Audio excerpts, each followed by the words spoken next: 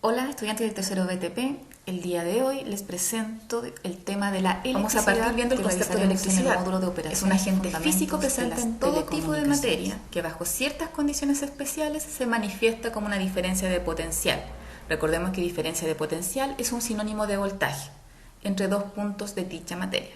Es decir, la electricidad está en todas partes, pero se necesita activar, molestar esas cargas para que se genere la electricidad. Es, por ejemplo, cuando frotamos un globo contra el cabello y luego lo acercamos a los papeles y se atraen los papeles. Es porque estimulamos la materia, estimulamos las cargas positiva y negativa y se generó un poco de electricidad. La electricidad es la que vemos en nuestros hogares, ¿cierto? La iluminación, y se transporta a través de las torres de alta. Opciones del puntero. Vamos a tomar el lapicito. Esa sería una fase, luego se desplaza, tenemos otra fase, luego se desplaza una vez más y tenemos una tercera fase. Y en promedio nos va a dar los 380 niveles de tensión, niveles de voltaje. Tenemos baja tensión, muy baja tensión, media tensión, alta tensión y tensión de seguridad. La media tensión es la que encontramos domiciliaria. Y tensión de seguridad es la que se encuentra en los ambientes secos y húmedos. Por ejemplo, cuando se hace una instalación eléctrica en una casa por un profesional, todo el sector del baño y donde está la lavadora o la cocina debería tener un circuito eléctrico aparte de seguridad. Ahora, la electricidad, a pesar que nos rodea y es algo cotidiano, también refleja gran peligro. Por ejemplo, en esta imagen, ¿qué vemos incorrecto? Punto 1, no tiene elementos de protección personal, no tiene los EPP, que son guantes, casco y todo lo que debería protegerlo a manipular electricidad. Está ignorando una señal de advertencia y además está tomando el cable con ambas manos. La electricidad se conduce, necesita un camino, por lo que acá lo que está haciendo él es cerrando este camino. Pasa la electricidad, va a pasar por su cuerpo y va a volver. Claramente no es buena idea. Hay 3 componentes para poder conocer la electricidad y sacar los cálculos. Estas 3 son intensidad de corriente, diferencia de potencial y resistencia eléctrica. Y más adelante vamos a ver que nos sirven para calcular la ley de Ohm. La intensidad de corriente es el desplazamiento de cargas eléctricas negativas, el electrón, en un conductor en la unidad de tiempo. Y se mide en ampere o ampere, que es un poco más anglosajón. Y la denominamos por la letra I mayúscula. Esa es la intensidad de corriente. Y se mide en ampere. Generalmente le ponemos entre paréntesis una A mayúscula. Diferencia de potencial, que es un sinónimo de voltaje, es la diferencia de un nivel eléctrico entre dos puntos de un circuito y se mide en volts. Lo denominamos con la letra B, V en mayúscula y se mide en volt, que entre paréntesis le podemos colocar B.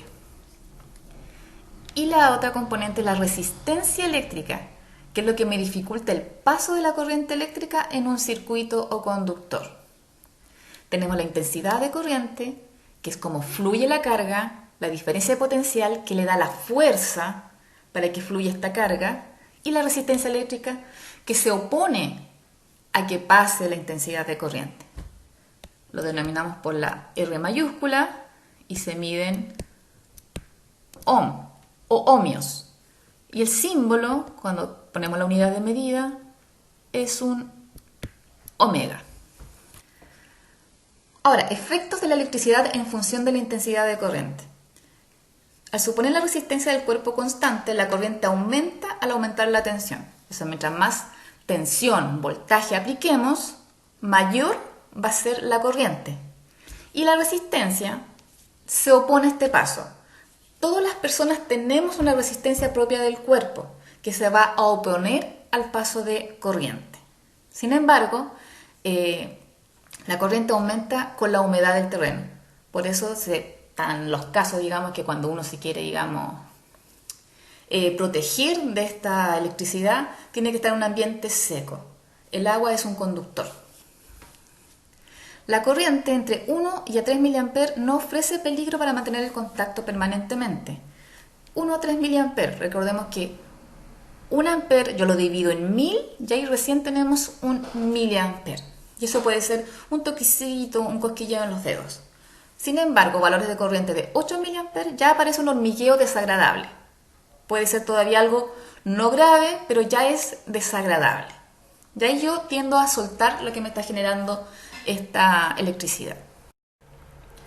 Ahora, hay que tener varias precauciones a la electricidad, porque si ya manejamos valores mayores a los 10 mA, que todavía es poco, ya el paso de corriente genera contracción muscular en las manos y brazos. O sea, yo ya siento un golpe eléctrico. Doloroso, pero todavía no pierdo el control. O sea, yo todavía puedo soltar lo que me está afectando y no pasa más allá. Sin embargo, igual puede haber tetanización, cuando ya son entre 15 a 20 mA. Si ya sobrepasamos esta cantidad, ya se afectan los músculos del tórax y puede provocar una asfixia, una ahogo. Valores aún mayores, aunque tengan poco tiempo de contacto, ya es una fibrilación cardíaca, o sea, puede ser un paro cardíaco y puede ser mortal. Acá tenemos un caso típico y aunque no lo crean, uno se expone a estos tipos niveles de corriente, puede ser hasta necesario un ambiente de alta tensión y demás. ¿Cómo afecta la electricidad en función de la resistencia del cuerpo? En días calurosos y húmedos la resistencia del cuerpo baja, o sea, la resistencia propia que tiene mi cuerpo para evitar el paso de la electricidad baja en un día caluroso y húmedo. Es decir, le ofrece un mayor paso a la corriente. La resistencia del cuerpo varía con la tensión aplicada por el contacto. Dijimos que el voltaje es lo que le da la fuerza a la electricidad, a la intensidad de corriente. Por lo tanto, la resistencia del cuerpo depende también de la tensión que a mí me están aplicando. Mi cuerpo va a presentar normalmente 2000 ohms para un voltaje de 150. Y a partir de este valor puede considerarse constante. Ya a mayores voltajes sigue representando una resistencia de 2000, o sea, no presenta más resistencia. Si yo aumento el voltaje, mi cuerpo solamente va a seguir resistiendo 2000 ohms. Acá vemos el recorrido de la corriente. Vamos a ir haciendo los caminitos. En el primer caso, vemos que esta persona no lleva guantes de seguridad, ¿cierto? Y está sujetando con las dos manos, es decir, que la corriente va a pasar de su brazo, va a cruzar su corazón hasta la otra barra, porque la corriente siempre busca un camino cerrado para poder desplazarse. Vamos a buscar el lapicito. En el segundo caso, vemos que esta persona, ¿cierto?, no tiene zapatos de seguridad y está sujetando una barra electrificada. En este caso, la corriente, el camino que encuentra es de la barra, va a pasar por su brazo, se va a conducir hacia su pie. Esta persona puede sobrevivir, va a tener un cosquilleo, pero igual es bastante peligroso. No así en el primer caso, donde pasa a través del corazón. En el siguiente caso, esta persona no lleva casco, se topó, digamos, con algo electrificado en el techo. Esto puede pasar cuando uno está en las cámaras subterráneas y está tocando algo electrificado con la mano. En este caso, la electricidad, el camino que busca es ese, y por ahí se va a conducir y va a pasar a través de su cuerpo. Similar en este caso, que está tomando, ¿cierto?, una barra y sin embargo está pisando un charco de agua que es conductor, por lo tanto la electricidad se va a mover por ese camino. Va a afectar su corazón. Y acá, esta persona tuvo la precaución de no tocar nada, no sin embargo, no llevaba casco, o sea, yo no la puedo degustar y no se huele. Sí puedo oler, la electricidad va a pasar a través de la electricidad de su cuerpo, cuando se siente el olorcito a quemado. Pero la electricidad en sí no tiene olor. Es detectada en un cortocircuito cuando se descompone, ¿cierto?, el aire que está alrededor. Ya yo siento el olor a quemado. No es visible, porque cuando yo veo esos rayos y todo eso, es camino a la electricidad, pero la electricidad en sí no es visible. No tiene gusto y no la puedo oír. Al tacto puede ser mortal si no se está debidamente aislado. Hay materiales para aquello. Hay unos guantes especiales que son similares a los que se usan para lavar la loza, que son engomados, que son guantes dieléctricos que no permiten el paso de la electricidad. El cuerpo actúa como un circuito entre dos puntos, es como lo vimos en el caso anterior, él pasa a través del cuerpo, o sea, yo soy una componente más. Por lo tanto, no es la tensión la que provoca los efectos fisiológicos, sino que es la corriente que pasa a través del cuerpo humano. Todo accidente eléctrico tiene origen en un defecto de aislamiento, o sea, todo pasa porque yo no me aislé. Como vimos en los casos anteriores, no llevaba guantes, no llevaba casco, etc. Se puede trabajar con electricidad sin problema, pero con todas las precauciones. Cualquier lesión debida a la electricidad es potencialmente grave, tanto si se ha presentado por alta tensión como por la tensión doméstica que dijimos delante son los 220 volts. El cuerpo es un intermediario, es decir, si yo me electrocuto y viene otra persona y me toca, la electricidad va a pasar a través de mí y va a ir afectando, ¿cierto?, a otras personas hasta que alguien haga tierra. Hacer tierra es tocar algo, ¿cierto?, que no tiene electricidad. El shock que produce en el individuo la corriente eléctrica que entra y sale del cuerpo puede derribarlo, puede lanzarlo. Yo creo que han visto bastantes videos donde saltan las personas por el golpe de electricidad. Son quemaduras graves. Si es por baja tensión, como decíamos, domiciliaria, es necesario que la víctima toque al conductor para que se genere el daño. O sea, yo tengo que tocar la electricidad para que haya daño. Si es de alta tensión, basta con que esté cerca, lo toque con algo y puedo estar afectado, digamos, por el golpe eléctrico.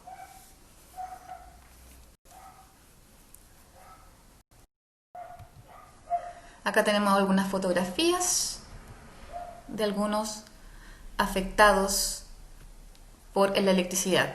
En el primer caso, el cable lo tocó, digamos, en el tórax y en el segundo se le enrolló en la mano. Hay que tener presente que el electrocutado es un conductor. Jamás toquen a alguien que se está electrocutando. El primer paso que se debe hacer es cortar la corriente. Antes de prestar ningún tipo de asistencia, se corta el paso de electricidad. Nunca tocar. Tratamiento. Una vez recatada la víctima, atender rápidamente su reanimación. Sufre generalmente por la caída o por la descarga, pérdida del conocimiento y el cuerpo permanece rígido. Si no respira, practicar la respiración artificial. Seguramente sea necesario aplicarle un masaje cardíaco. Por lo tanto, cuando se trabaja diariamente con electricidad, hay que estar preparado para aplicar toda asistencia de emergencia. Pero les recuerdo, todo esto es después que se cortó la electricidad. ¿Cuáles son los pasos a seguir cada vez que yo trabajo en un ambiente donde hay electricidad? 1. Corto la electricidad en toda la fuente de tensión. Por ejemplo, si yo voy a hacer la instalación de un servicio de telecomunicación en un lugar donde se maneja electricidad, tengo que seguir este protocolo. Corto la fuente de tensión y el neutro. Bloqueo en posición de apertura los aparatos de corte. Verifico que realmente no hay tensión. Luego pongo a tierra, literalmente a tierra. Se pone un fierro que va a la tierra. Eso hace, digamos, que la energía eléctrica fluya hasta la tierra y no a través de otros caminos. Cuando ya hago todos esos pasos, recién ahí delimito el lugar, señalizo de que voy a trabajar, etc. Y recién ahí puedo hacer un trabajo, si es que es un ambiente con electricidad. Un ejemplo básico de las puestas a tierra son los elementos que se ocupan en las casas, que son las secadoras. Las secadoras trabajan a alta electricidad. Aunque se enchufa a domiciliario, sí trabajan a una cantidad como constante de electricidad. Por lo que habrán escuchado también de que cuando se tiene secadora hay un gasto eléctrico más alto.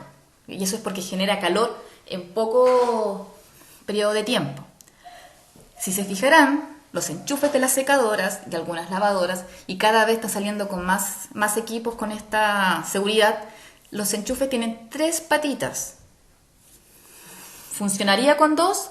Sí, pero se agrega esta tercera patita, la del medio, como tierra, es un neutro, y eso es solamente seguridad para que se descargue el residuo de electricidad a tierra. En la fotografía pueden ver, en el primer caso, es un aparato sin puesta a tierra. Si yo toco la secadora y tiene algún desperfecto, la electricidad que se genera va a pasar a la persona que está tocando. Eso es sin tierra. En cambio, si yo tengo la secadora con tierra, con el enchufe de 3 patitas, la electricidad que queda circulando se devuelve a tierra y es seguro para la persona.